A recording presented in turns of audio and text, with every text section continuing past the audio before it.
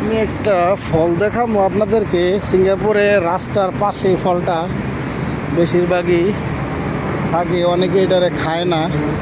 কিন্তু আমাদের দেশে যে অনেকগুলো পাইকা পড়ে রয়েছে, এই যে আমরা যদি মাটির নিচের থেকে দেখাই, এই যে ফলটা কলবরির মতো, ঠিক আছে, এই যে গাছে তৈরি রয়েছে, এই যে দেখেন কিভাবে ধরছে গাছে। হ্যাঁ, বাংলাদেশের ওলবুরি আছে না, গ্রাম অঞ্চলে বলে ওলবুরি।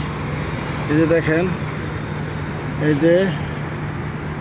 যে পাইকারি হয়েছে। হ্যাঁ, পাইকারি হয়েছে, কিন্তু এটার অনেকে খায় না। এটা আসলে অনেক দূরে রয়েছে, দেখছেন? এই যে আপনারা দেখেন, এই যে দেখেন অনেক, মানে এমনভাবে এটা ধরে, কিন্তু কেউ খায় না। রাস্তার পাশে এই ফলটা কেউ খায় না, কিন্তু আসলে এটা খাওয়া যায়। এটা ওলবুরির মতন।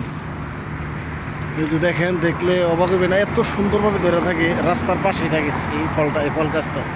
সিঙ্গাপুরে ম্যাক্সিমাম রাস্তার পাশে এইরকম ফল গাছ দেখবেন, ওলবুরির মতো, ঠিক আছে, অনেক ফল ধরে।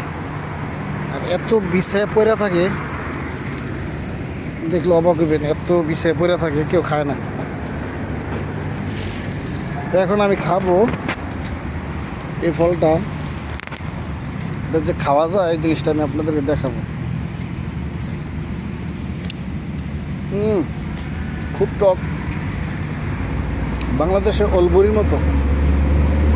গ্রাম অঞ্চলে অলবরি আছে না, অলবরি একটা বড়ি আছে, টক একটা অলবরি, ঠিক ওইটার মতোই।